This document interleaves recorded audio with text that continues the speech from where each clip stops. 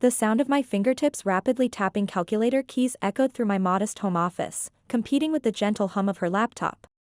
Colorful drawings adorned the walls, a testament to my son's artistic talent that I proudly displayed.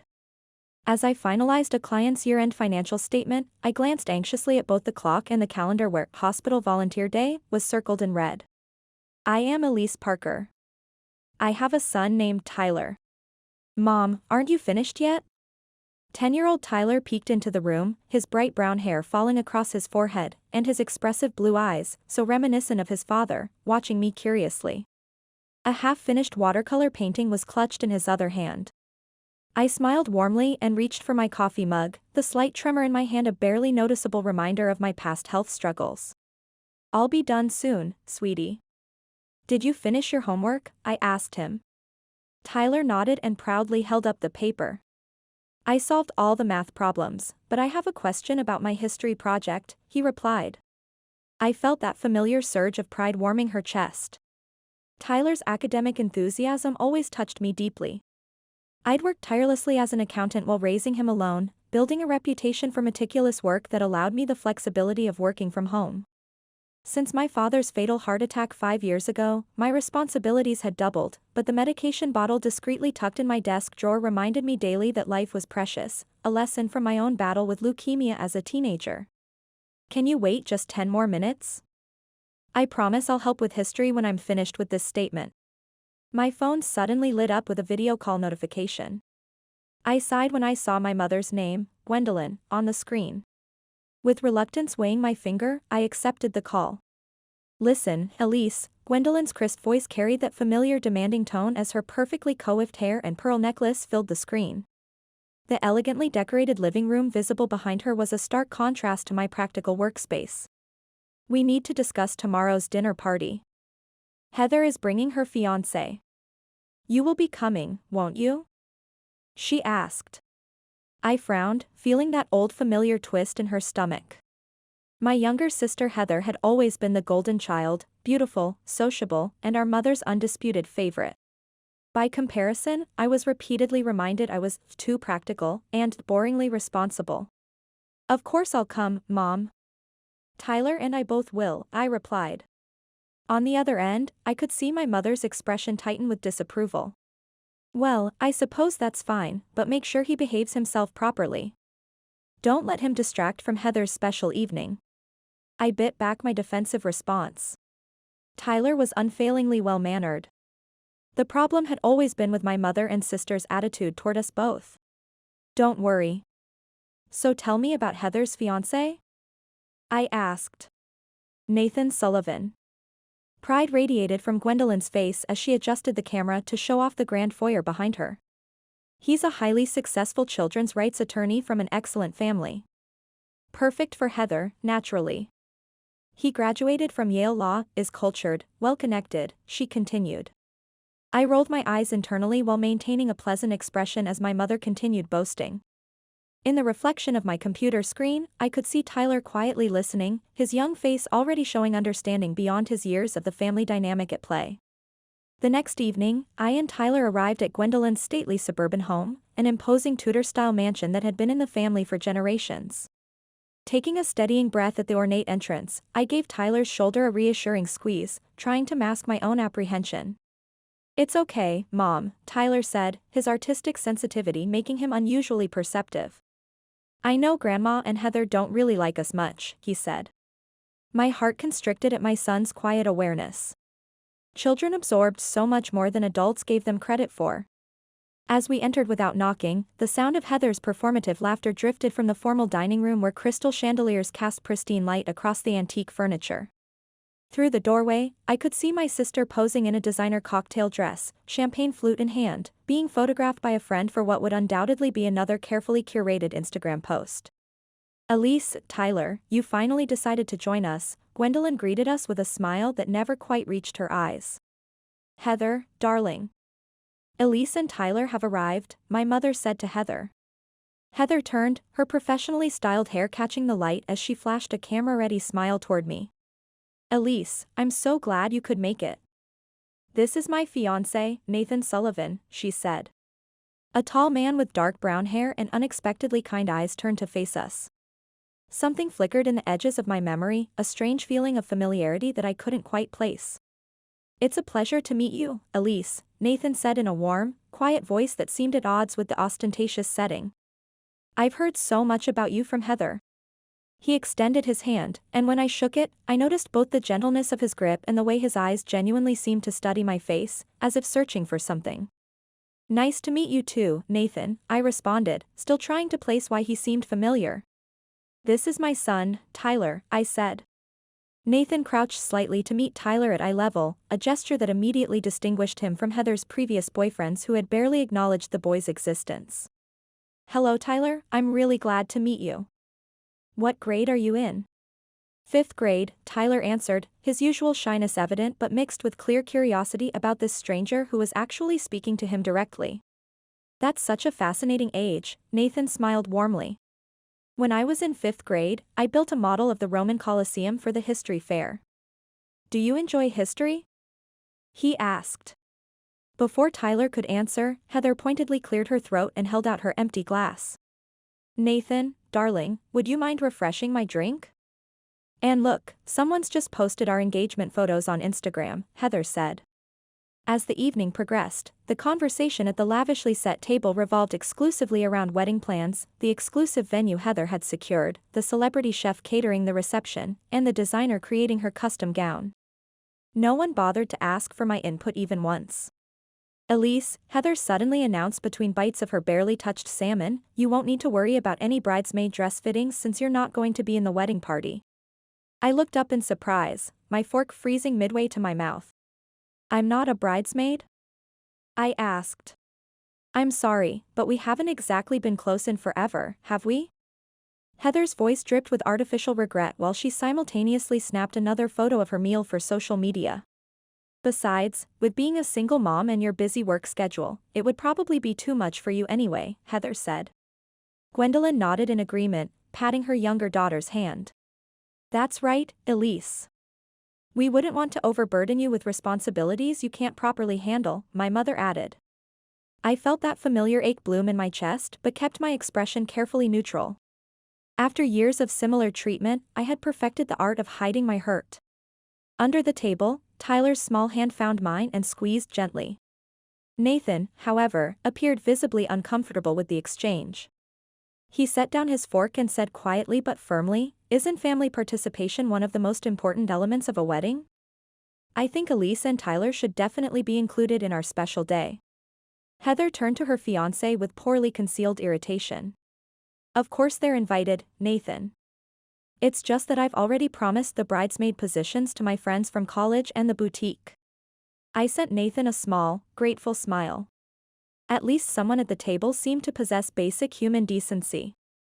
Later, as I efficiently cleared dishes in the kitchen, a task Heather had predictably avoided, Nathan appeared at my side. "Can I help?"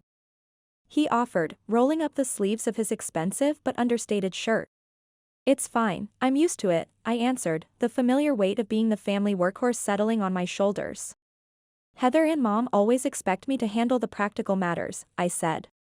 Nathan studied her face for a long moment, his expression thoughtful. "You're quite different from how Heather described you," he said quietly. "What exactly did she tell you?" I asked, genuinely curious. "Nothing specific," Nathan replied with a gentle smile that seemed to hold something back. "I just hope we'll have more opportunities to talk. You and Tyler both seem like interesting people," he said. After he left, I was struck by a strange sensation of déjà vu. Nathan's face kept triggering something in my memory, like a word on the tip of my tongue. I was certain we had met somewhere before, but couldn't place when or where. During the quiet drive home, Tyler suddenly broke the silence. "Nathan seems really nice," he observed, staring out at the passing streetlights. "I wonder why he's marrying someone like Heather," he said. I couldn't help but laugh at my son's blunt assessment. "Tyler, you shouldn't say things like that about your aunt," I said. But as I navigated the familiar streets back to their modest condominium, I realized I'd been wondering exactly the same thing. As weeks passed, I found myself increasingly shut out from the wedding planning process. Heather's social media accounts overflowed with glamorous photos of venue visits, cake tastings, and dress fittings, events to which I was never invited. Yet paradoxically, I found myself handling much of the behind-the-scenes work, meticulously addressing invitation envelopes, diplomatically communicating with vendors, and fine-tuning contractual details that my sister couldn't be bothered with. I scrolled through Heather's Instagram one evening, seeing another perfectly filtered shot of her and friends toasting at a bridal shower I hadn't known about. The familiar sting of exclusion washed over me as I set aside my hurt feelings to double-check the catering numbers. "You're helping again?" Nathan's voice startled me as he appeared in the doorway of Gwendolyn's home office where I was organizing seating arrangements.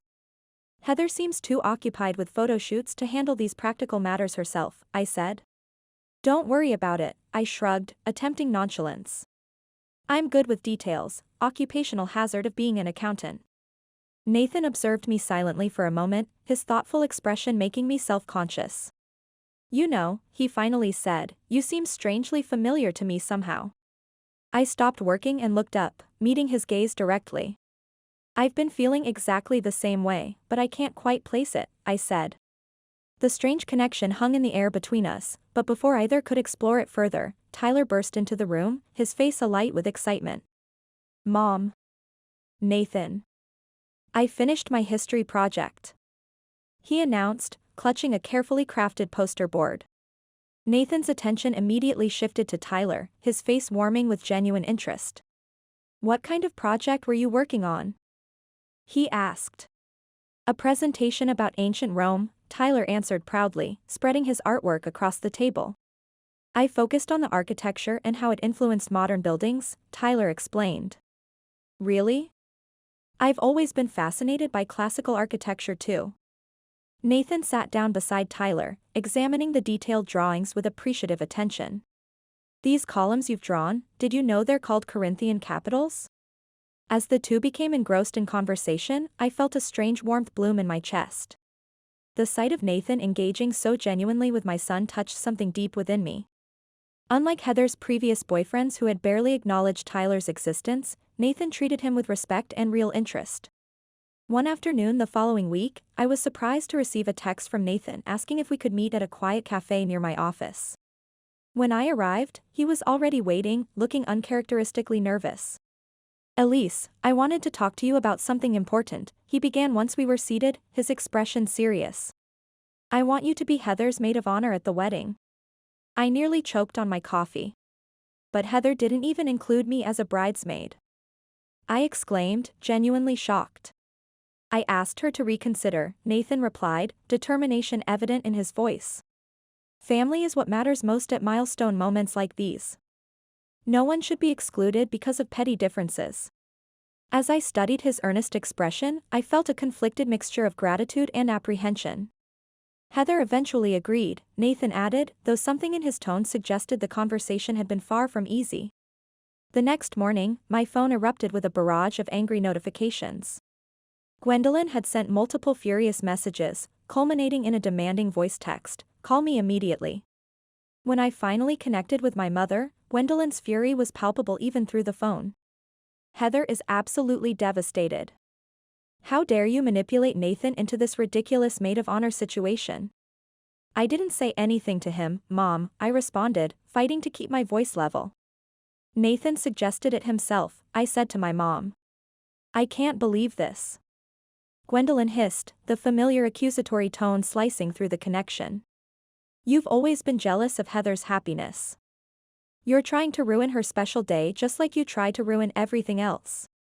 I closed my eyes and took a deep, steadying breath, remembering the techniques I'd learned during my recovery years ago. "I want Heather to be happy," I said quietly. "If she truly doesn't want me as her maid of honor, I'll decline Nathan's offer," I said. "You can't back out now," Gwendolyn snapped, her voice simultaneously angry and smug. "Nathan has already announced it on social media. Just don't draw attention to yourself. This is Heather's day, not yours," my mother said. After hanging up, I noticed a new Instagram notification. Heather had posted a perfectly staged photo with her bridesmaids, captioned, "My chosen sisters," with a pointed absence of any mention that her actual sister would be in the wedding party at all. I arrived early at the church with Tyler, wearing a modest sky blue dress chosen not to outshine Heather. Mom, you look beautiful, Tyler said, his smile warming my anxious heart. In the preparation room, Heather barely acknowledged me as she posed with bridesmaids for social media photos. Well, Elise, Gwendolyn remarked with disapproval, that dress is, just like you. Practical. The ceremony proceeded flawlessly, with I catching Nathan's occasional reassuring glances that stirred vague memories. At the reception, professional live streams captured everything as Heather had arranged. During speeches, Heather suddenly targeted me. Here's my sister, perpetually single mother who hasn't been loved by anyone. Anyone want to adopt her? She's house-trained. As uncomfortable laughter spread, Tyler's hand squeezed mine tightly. Gwendolyn followed with, our eldest has always been boring. Second-hand goods, but still usable. Bonus child included. Louder laughter erupted while Tyler whispered, Mom, tears forming. I stood to leave, my resolve strengthened by years of surviving leukemia. Before we could exit, Nathan rose, face flushed with anger. Taking the microphone, he addressed the stunned crowd. Ladies and gentlemen, today I make the most important decision of my life, but not what you expect. Those cruel words about Elise and Tyler were unacceptable. I cannot share such values.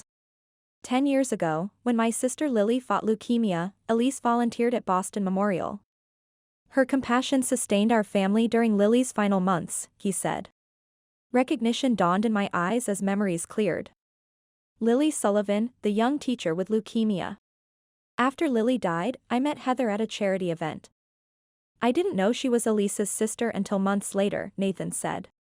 Every story Heather told about her sister was filled with prejudice, but I hoped people could change. Heather's face contorted with rage as she realized what was happening. Gwendolyn collapsed into a chair as Nathan continued, his voice now quiet but clear. The real shock came when I first saw Tyler. I immediately recognized him as the little boy who visited Lily's hospital room, Nathan said. I looked at Tyler's son with new understanding. At 5, he had often joined my volunteer visits with his drawings. Tyler had this gift for bringing light into that sterile environment. He made Lily smile when nothing else could, Nathan continued. Tyler's eyes widened. I remember. I gave her a garden painting. She had the prettiest smile. Exactly right, Nathan nodded warmly. Lily kept it above her bed until the end. She said it reminded her beauty exists even in hard times. His expression hardened. I've struggled with Heather's cold attitude toward them both, hoping it might change. Today has shattered that hope. He slowly removed his wedding ring, triggering gasps and a flurry of online comments. I am canceling this marriage. Lily taught me that real family means mutual respect and support, values you've clearly rejected. This is a joke, right? Heather screamed as bridesmaids restrained her. No joke, Nathan replied calmly. I'm finally doing what's right. He walked to my table, extending his hand. Let's leave together. Tears streaming, I took his hand as Tyler grasped his other one. Wait. Gwendolyn shrieked. Do you know how much this wedding cost? Send all bills to my office, Nathan replied simply. Outside in the bright sunlight, I took my first deep breath in hours. I still can't believe this, I said. You really don't remember me? Nathan asked gently. I remember Lily's smile through her pain, but honestly, not you specifically. I worked with so many patients after my own recovery, I said. I never forgot you, Nathan said quietly. After Lily died, I tried to find you, but couldn't. What happens now? Tyler asked simply. Let's find a quiet place for lunch and talk, Nathan suggested, placing a gentle hand on Tyler's shoulder. As we drove away, the rearview mirror showed Heather running after us, mascara streaking down her face, her perfect image completely unraveled. Are you okay? Nathan asked me. I don't know, I answered honestly. But I need to get Tyler away from here. Mom? Tyler's small voice came from the back seat. Are you okay? I turned, squeezing his hand. I'm fine. We're together. That's what matters most. Nathan parked the car at a small beachside cafe. From the terrace seats, we could see the gentle waves washing against the shore, and the evening sky painted in strokes of orange and purple. We sat in silence for several moments, the menus untouched before us. The weight of everything that had happened pressed on us like a physical presence. "I'm sorry," Nathan finally broke the silence, "for creating this situation." I shook my head, the sea breeze gently lifting my hair. "You have nothing to apologize for." "Thank you for protecting us," I said as I turned my gaze toward my son, my eyes softening. "Especially Tyler," I added. "I'm fine," Tyler said. His voice tried to sound brave, but his small hands trembled visibly on the table. "I know what Grandma and Heather said isn't true," Tyler said.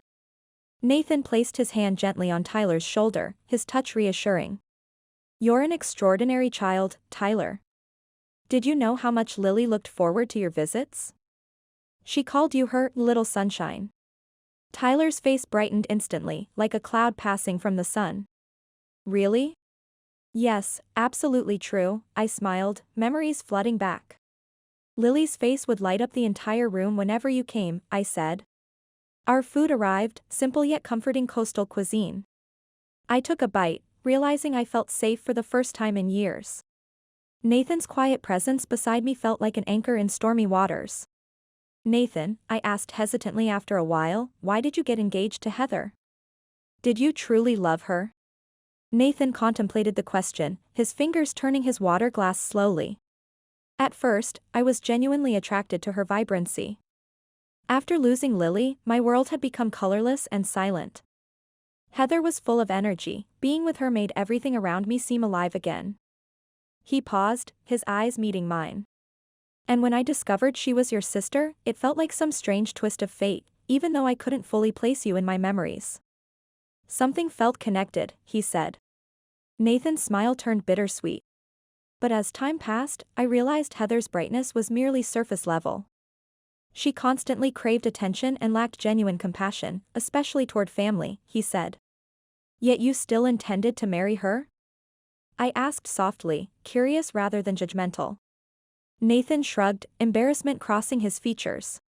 "I believed people could change. I tried desperately to see her good qualities, and," he hesitated, his voice dropping, "to be honest, it becomes difficult to reverse course once everything is set in motion. The expectations from everyone were overwhelming." His phone lit up with Heather's name flashing on the screen. Nathan sighed and silenced it, but moments later it rang persistently again. "Perhaps you should answer," I suggested gently. Nathan reluctantly accepted the call. Heather's angry voice carried through the speaker.